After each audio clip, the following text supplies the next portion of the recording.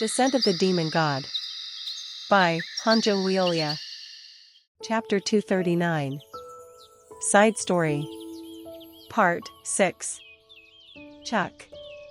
Wait, what are you doing?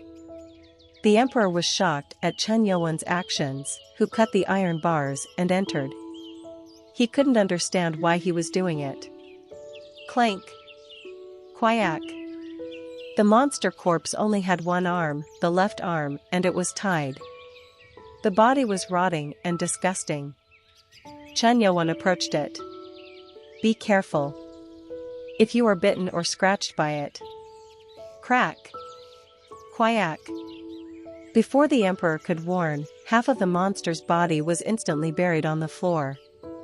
The rotten corpse made strange sounds, which were probably because of pain. Huh. The emperor bit his tongue. He knew that Chen Yuan was a monster and was called the demon god, but he kept getting shocked. On the other hand, the crown prince looked at Chen Yuan weirdly. Chen Yuan touched the blood of the monster with his hand. It was to find out what state it was. He closed his eyes as he was inspecting it. He seemed like a doctor looking for something and found it strange. The monster was neither alive nor dead, rather, it was in a subtle state. It was like both life and death existed at the same time. Typically, it shouldn't be like that. Nano? It is difficult to determine the truth from a biological point of view. The dead cells are moving. It was the same when even Nano scanned. This was something more than artificial control. But it was strange. This energy seems very similar to the energy from the monster was something Chen Yuan was familiar with. Did you say it was picked up in the ruins? The crown prince answered. Yes. Chen Yuan stroked his chin. He couldn't get much. It seemed like he had to ask her directly. Chen Yuan said, grabbing the neck of the monster on the floor, let me take this one. What? Shoo. As soon as the emperor questioned, Chen Yuan and the rotten corpse were sucked into space. The emperor was flustered. Huh. The crown prince looked at the empty cell and spoke to the emperor with a strange smile. Now that he has stepped forward, there will be good news. Especially to our imperial family. That smile was more evil than kind. The place is full of fog. There were sounds of flesh being cut off. Chuck. There were also sounds from the crushing mouths of the people. Facing the worst situation, they struggled to overcome the fog, which didn't let them see, and the monsters that kept chasing them. They were the prey. Quack. Back away. Yunjia cut off the legs of a monster. Since they don't die, parts were cut to hinder movements. Don't be bitten. He saw two of his men turning into monsters. It wasn't known what it was, but he could become like them if he's bitten. It was necessary to avoid being bitten. Ah. Shit. But that wasn't easy.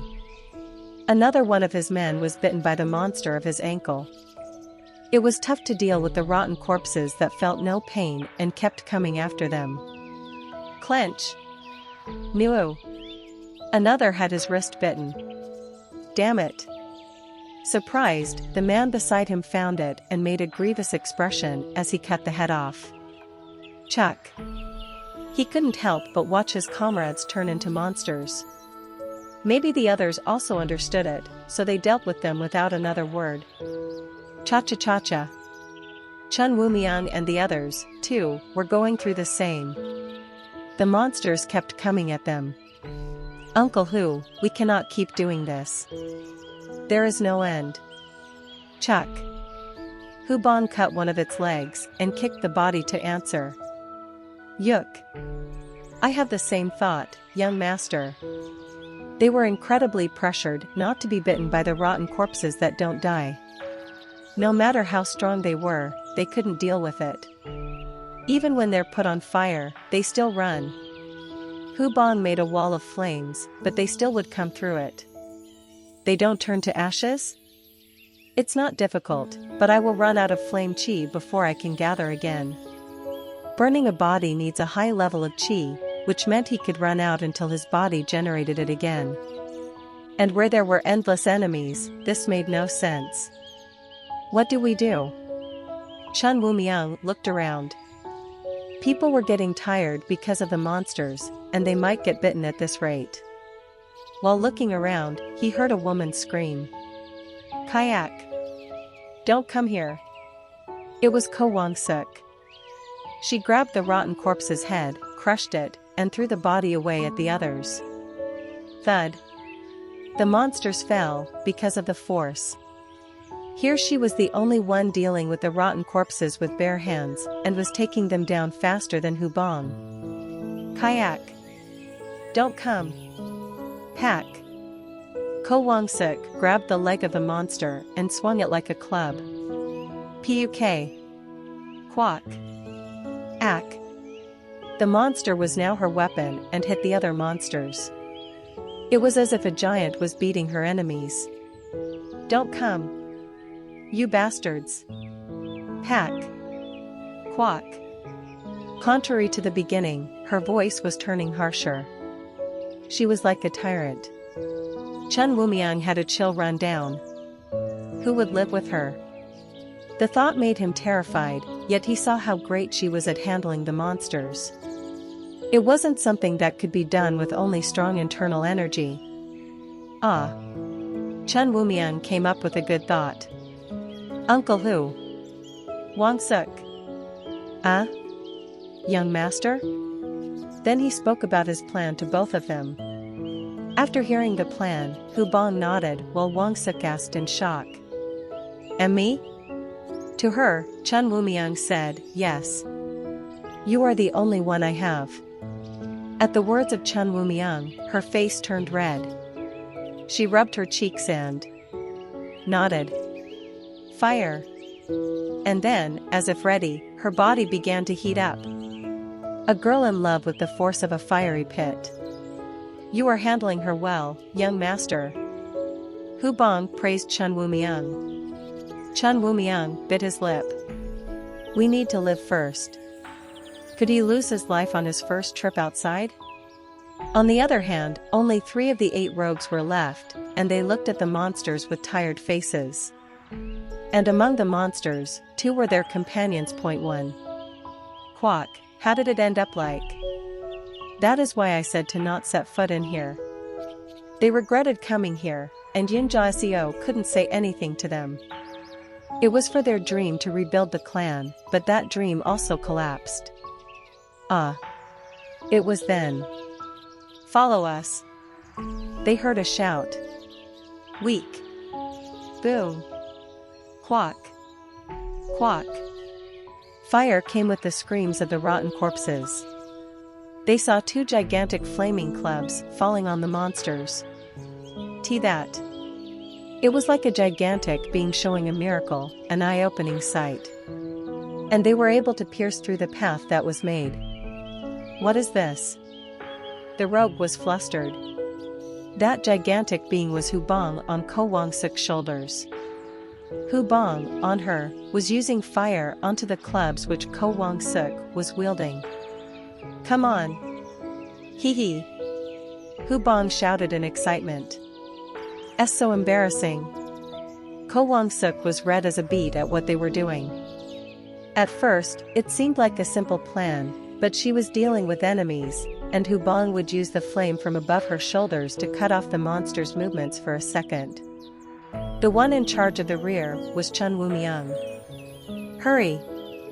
At the shout, the puzzled men rushed to him. They thought they were going to die, but now a path came in front of them. Weak. Bang. Kook. Ack. A number of monsters were being thrown out. Getting used to it, she too moved a lot more ferociously than before. And the ones behind her admired it. Before long, the monsters had lessened. With this way, we can leave the mountain. We will live. They all cheered, but they saw a black shadow in the forest as they moved. Hubong frowned at it. This being looked like a shadow of a person holding a sword. A person? He looked closer, but it had a half-rotten face, like the monsters they faced.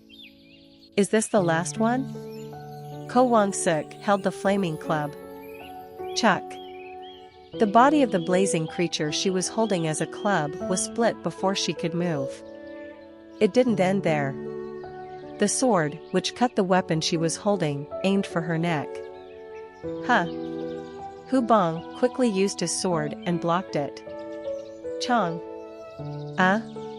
The moment the sword and blade collided. Bang! Hubong and Ko Wong-suk were thrown back simultaneously, and thanks to that, those who followed them also fell. Ack! Everyone was on the ground in pain and barely got up. Hubong mumbled. Young master, that monster, is using martial arts. Despite seeing it, Chun Woo-myung couldn't believe it. Using martial arts wasn't the problem here.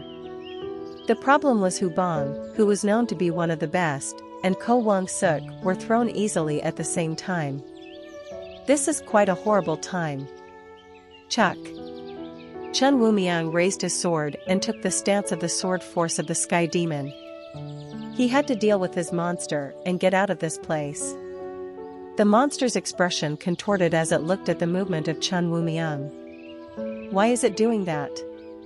It seemed like the monster was angry, and as he was puzzled by it, the monster yelled. Grrrr. Sword force, of Sky Demon.